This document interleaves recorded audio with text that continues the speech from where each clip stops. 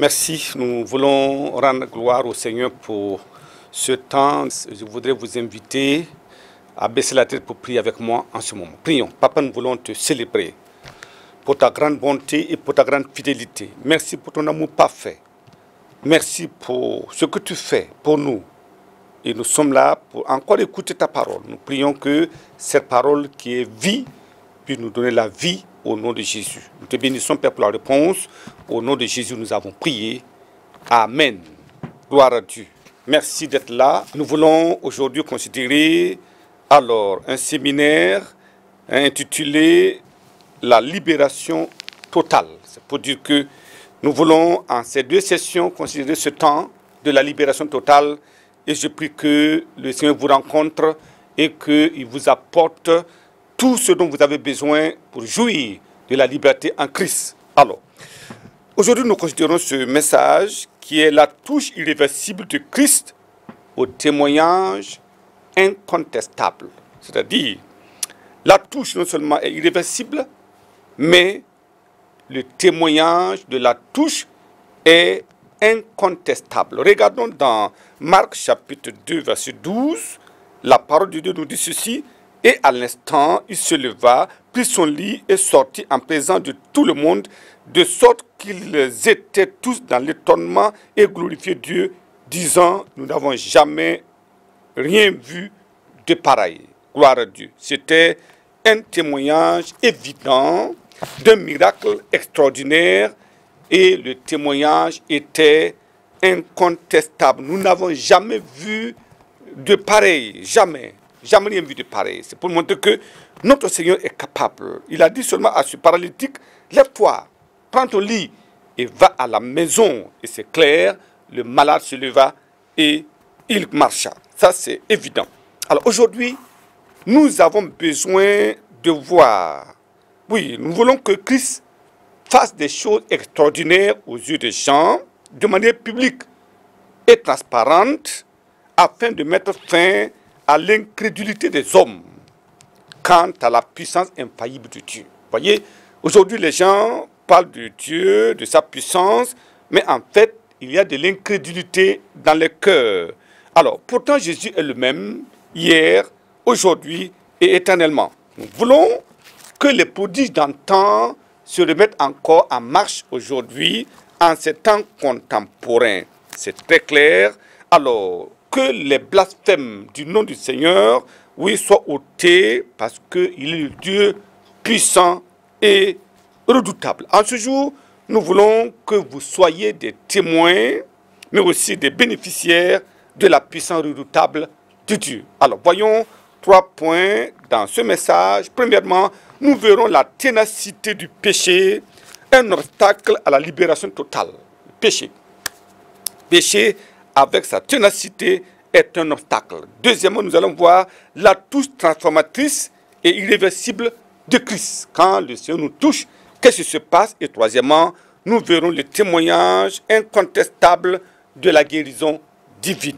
Premier point, la ténacité du péché, un obstacle à la libération totale. Beaucoup de personnes souffrent dans leur corps, dans leur âme, dans leur esprit, et partout, ils sont comme si le diable a tout scellé dans leur vie.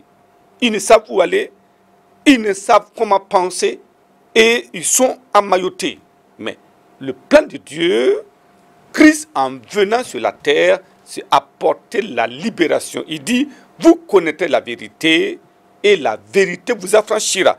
Je prie que cette vérité qui affranchit vous arrive à pareil moment au nom de Jésus. Donc, la ténacité du péché, un obstacle à la libération totale. Voyons dans Luc chapitre 7. Luc chapitre 7, nous lisons le verset 37. La parole de Dieu nous dit là-bas, Luc chapitre 7 et le verset 37 et 38. Verset 37. Et voici une femme pécheresse qui se trouvait dans la ville, ayant su qu'il était à table dans la maison du pharisien, apporta un vase d'albâtre plein de parfums et se tint derrière, au pied de Jésus. Elle pleurait Et bientôt, elle lui mouilla les pieds de ses larmes, puis les essuya avec ses cheveux, les baisa et les oignit de parfum. C'est incroyable. Que s'est-il passé ici? Pourquoi cette pécheresse est-elle venue à Jésus? C'est une question. Pourquoi pleurait-elle? C'est cela. Voyez, ces femmes apparemment joyeuses que nous voyons ne sont pas joyeuses. Ces femmes qui apportent le plaisir aux hommes, que vous pensez être joyeuses, elles ne sont pas joyeuses parce que, quoi, cette femme était ténaillée par le péché de la prostitution. Elle était liée, elle était emmaillotée, embastillée, elle était sous contrôle, oui, de ce péché dégradant. Et voilà pourquoi cette personne, en voyant Jésus venir dans cette maison, elle a dit, mais qui peut me porter secours? Personne. C'est lui seul. Et voilà pourquoi elle est venue. Ses larmes d'angoisse étaient une supplication pour la délivrance. Pour dire, Seigneur, pourrais-tu me délivrer aujourd'hui? Tu es le seul. Et elle pleurait. C'est cela. Est-ce qu'on peut trouver encore des gens aujourd'hui capables de se dire, oui, je vais braver la honte et la peur et publiquement faire appel à Jésus, celui qui a la solution à mes problèmes? Certains vont raisonner en disant, mais comment je peux me permettre de me mettre devant les gens pour dire, mes péchés c'est ceci, mes péchés c'est cela? Non. Alors ils préfèrent se cacher, ils préfèrent considérer leur niveau, considérer leur hauteur, et en laissant le péché et la tyrannie les amener loin. La question est ceci. Attention, il y a un danger. Pourquoi un enfant de Dieu à sa mort est-il effrayé? Cela. Qu'à la mort, on trouve un enfant de Dieu en train de crier « Sauvez-moi, sauvez-moi ». Qu'est-ce qui se passe en ce moment-là? On se pose la question, que va-t-il? Est-ce des démons qui sont venus pour le chercher? Ou des anges qui sont venus pour l'amener à la cité de Dieu? Certainement pas. Sinon, les anges viennent et on est dans la joie. On dit, bon, maintenant, mon temps est venu. Alors, Dieu est venu me chercher avec ses anges. Alors, voilà pourquoi. Alors, tenez bon. Vous voyez, ça, c'est l'attitude des véritables croyants allant au ciel. Attention, il y a ce qu'on appelle la tyrannie du péché. Regardons dans Romains chapitre 7. Romains chapitre 7, nous lisons le verset 15. La Bible nous dit, il dit au verset 15, nous savons en effet que la loi est spirituelle, mais moi je suis charnel, vendu au péché. Voilà l'état de l'homme primaire. Alors, au verset 17, il dit, et maintenant, ce n'est plus moi qui le fais, c'est le péché qui habite en moi. Il dit, oh, si je fais ce que je ne veux pas, je reconnais que la loi est bonne. Mais maintenant, ce n'est plus moi, c'est le péché qui habite en moi. Alors, vous savez, il y a plusieurs facettes de péché. Premièrement, il y a ce qu'on appelle le péché évident, qui est le vol, la fornication, l'impudicité, la corruption, c'est au vu et au su de tout le monde. C'est le péché évident.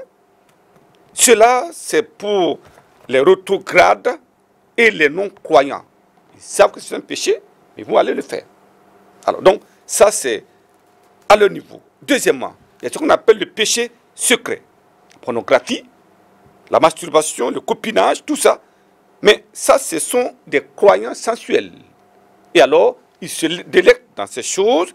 Ce sont des péchés secrets. C'est eux-mêmes qui savent, qui sont cachés en train de regarder ces choses. C'est le péché secret. Et troisièmement, vous avez le péché mignon. Alors, ce sont les commérages, la mondanité camouflée et la rébellion cachée. Ce sont les croyants fascinés par le monde, fascinés par le péché.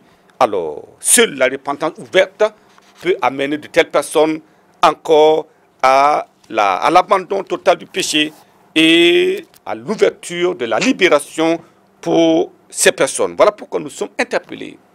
Si ces catégories de péché se trouvent en nous, nous avons besoin de dire au Seigneur, trop c'est trop, je viens aujourd'hui, aide-moi, ô Éternel.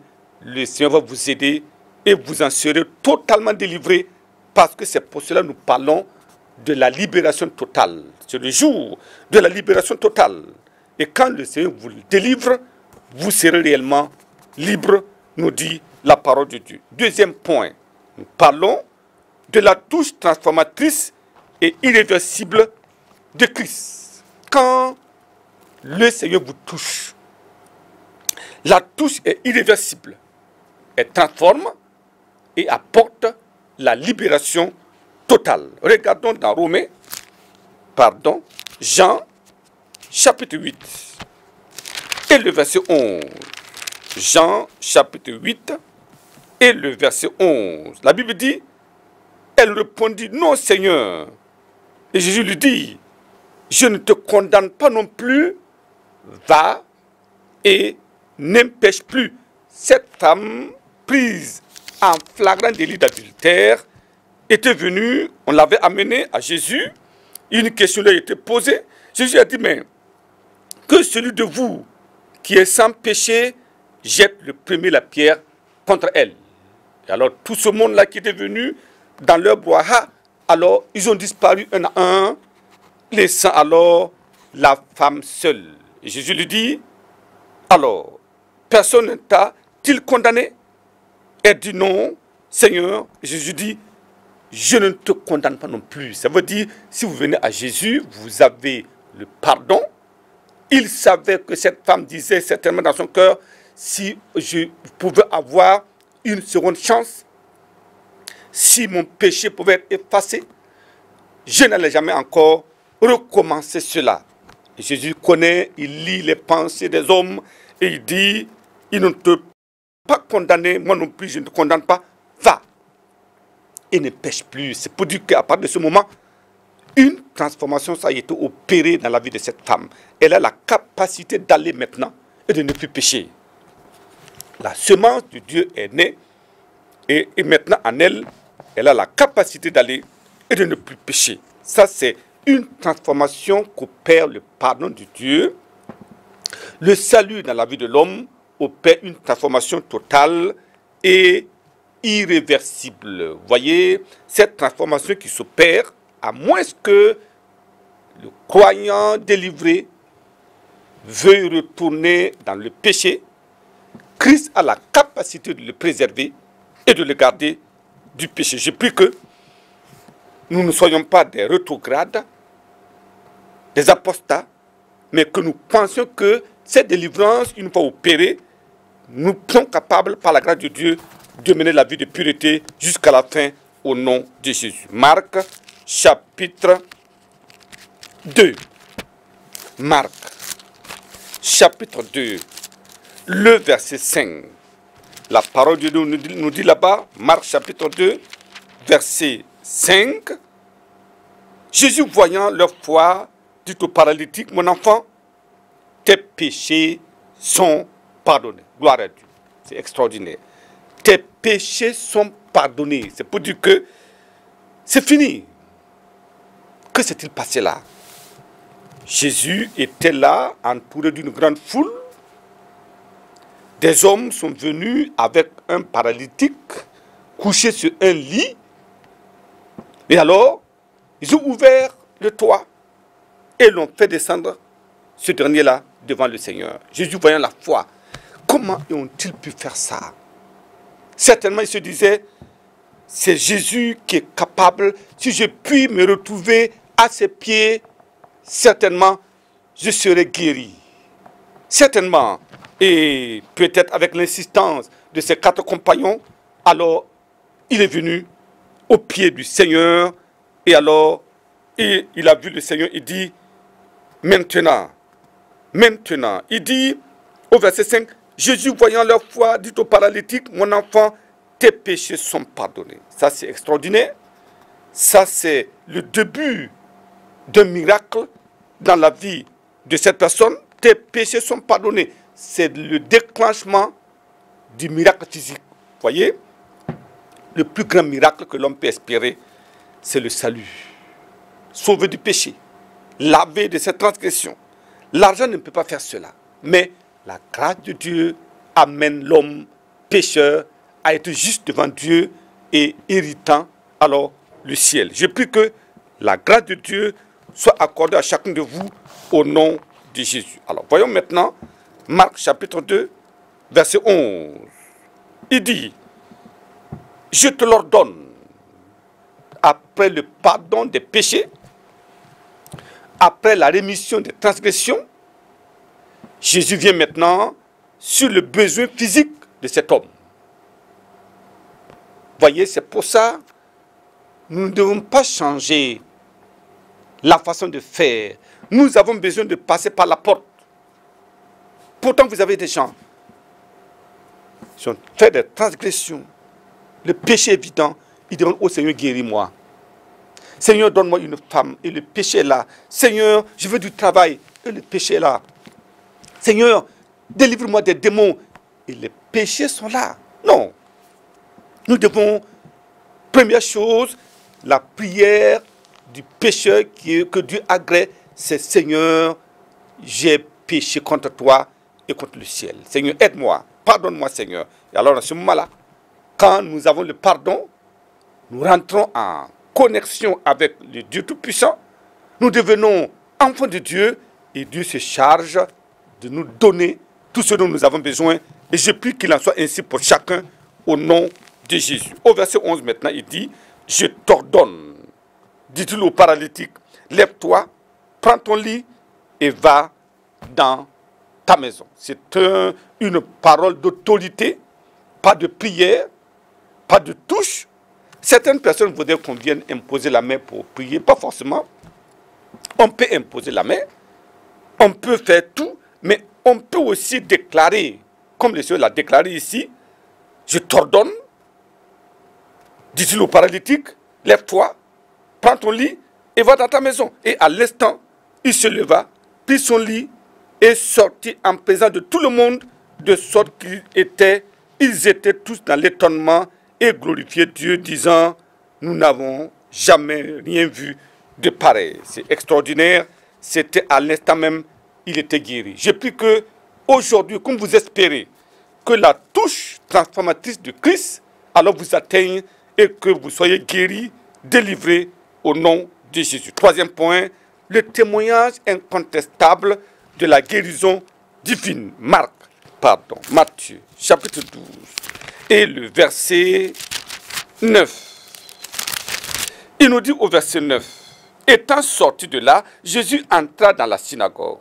Et voici, il se trouvait un homme qui avait la main sèche. Ils demandèrent à Jésus, est-il permis de faire une guérison le jour du sabbat? C'était afin de pouvoir l'accuser. Voilà un homme, sa main était sèche. Il y avait les pharisiens, les scribes, tout le monde était là. Et ils ont posé la question à Jésus, est-ce qu'on peut guérir un malade le jour du sabbat? Les témoignages, les témoins étaient là. Et alors, que va-t-il se passer? Au verset 13. Verset 13. Alors il dit à l'homme, étends ta main. Il l'étendit et elle devint saine comme l'autre. Les pharisiens sortirent et se consultèrent sur le moyen de le faire périr. C'est clair. Les témoignages étaient évidents qu'un miracle avait été opéré. Les scribes, les pharisiens étaient là. Tout le monde était là. C'était dans la synagogue. Tout le monde a vu cet homme, la main sèche. Et maintenant, la main est devenue fraîche. Donc, c'est clair. Le Seigneur opère des signes et des prodiges de manière incontestable. Et je prie qu'aujourd'hui, la touche vous parvienne au nom de Jésus. Retournons dans Marc, chapitre 2, le verset 11 maintenant. Marc chapitre 2, verset 11. Je te l'ordonne, dit-il au paralytique, lève-toi, prends ton lit et va dans ta maison. Et à l'instant, il se leva. C'était clair devant tout le monde. La foule était là. Le malade est descendu du toit, couché, il ne pouvait pas se lever. Et à l'instant, il se leva, prit son lit, sortit en présence de tout le monde, et de sorte que ils étaient tous, tout le monde était dans l'étonnement et disait, nous n'avons jamais rien vu de pareil. Donc, c'est clair, témoignage incontestable. Il n'y a pas à dire, est-ce qu'on n'a pas simulé la guérison? Non, la guérison était incontestable. Je prie que, en ce jour-là, la puissance de Dieu descende dans votre vie. Si vous croyez que Jésus a la puissance, croyez que la puissance de Jésus est au-dessus de la puissance de la maladie. Si vous êtes dans une malédiction quelconque, croyez que la puissance de Dieu est capable de détruire cette malédiction. Vous êtes dans un manque quelconque, sachez que Dieu est capable de faire des choses extraordinaires à partir du néant. Il a créé le ciel et la terre. Alors, donc, il est capable aussi, sans aucun moyen à sa disposition, opérer le miracle dans votre vie. Alors, êtes-vous déprimé? Il peut vous apporter le réconfort et la joie parce qu'il en est capable. C'est comme cela. Il est le Dieu omnipotent. Il est le Dieu omniscient. Il connaît notre besoin. Sans même qu'on demande, il est capable. Et voilà pourquoi aujourd'hui, nous sommes venus à lui pour qu'il y ait une libération totale. Êtes-vous dans des chaînes, dans des liens? Êtes-vous tourmenté? Aujourd'hui, c'est le jour de la délivrance. Si vous croyez en cela, nous allons prier. Mais écoutez, il dit, nous avons besoin d'abord de la touche transformatrice. Ça veut dire quoi? Nous avons besoin du pardon. Ne vous précipitez pas pour dire, Seigneur, guéris-moi, délivre-moi. Mais regarde, quels sont les péchés dans lesquels tu te trouves à pareil moment? Ôtez la pierre. Certains veulent que Lazare sorte du tombeau sans avoir ôté la pierre. La pierre était un obstacle. Le péché est un obstacle à la manifestation de la puissance de Dieu. Vous enlevez le péché et la puissance de Dieu se déclenche. Vous demandez pardon de vos péchés, la puissance vient pour vous nettoyer, vous laver, vous purifier. Et maintenant, la puissance de la délivrance, la puissance de la libération, la puissance de la guérison se déclenche et vous obtenez votre guérison. Donc nous allons passer étape par étape. Nous allons prier maintenant. Si vous êtes d'accord avec moi, vous fermez vos yeux là où vous êtes maintenant. Nous allons prier, vous demander pardon de vos péchés. Et alors, la puissance de Dieu qui ôte le péché viendra, la puissance de la croix, la puissance du sang de Jésus, la puissance de la parole de Dieu interviendra pour l'effacement des péchés et la rémission des péchés. Demande pardon au Seigneur. Tu sais où tu es, des péchés évidents, c'est cela, des péchés mignons, c'est cela, des péchés cachés, c'est cela, cachés à tes yeux, mais à découvert devant Dieu, caché devant ton mari, mais à découvert devant Dieu, caché devant tes enfants, devant ta femme, mais à découvert devant Dieu, caché devant l'administration, mais à découvert devant Dieu. Personne ne peut se cacher, tout est noté, à moins que tu ne te repentes de tes péchés et que le Seigneur intervienne maintenant pour ta délivrance. Prions en ce moment. Je te finis de prier pour cela maintenant. Tu peux dire au Seigneur, au Dieu, aide-moi maintenant. Voilà ma situation, j'ai besoin de la libération totale. Et aujourd'hui, toutes les chaînes vont tomber. Au nom de Jésus-Christ. Prions alors ensemble maintenant. Partout où vous êtes, croyez que Dieu vous pardonne vos péchés et apporte la libération totale. Papa, merci pour ta présence en ce lieu. Merci pour ta parole véritable qui ne peut être changée. Merci Seigneur pour ton amour et ta grande compassion. Toutes ces personnes, téléspectateurs, qui demandent pardon de leurs péchés évidents, péchés secrets, péchés mignons, ô Dieu, pardonne. Dans ta grande compassion, remets leurs péchés en ce jour et fais et d'elle des enfants de Dieu bien-aimés au nom de Jésus. Je te dis merci parce que c'est fait. Maintenant, regarde Seigneur ces liens, regarde ces alliances, regarde ces maladies, regarde ces tourments. Je demande ton intervention maintenant. Opère ton miracle en ce jour. Brise les chaînes, détruis les maladies, apporte le confort, enlève la tristesse, la désolation. détruis les malédictions et apporte maintenant une libération totale au nom de Jésus. Père, je prie que toute maladie dans la tête là-bas, dans le ventre, dans le dos, dans la colonne vertébrale, soit détruite au nom de Jésus. Merci parce que je sais que tu l'as fait. Soyez délivrés au nom de Jésus. Soyez guéris au nom de Jésus. Père, merci pour la réponse. Au nom puissant de Jésus, nous avons prié. Amen. C'est fait. Que Dieu vous bénisse abondamment.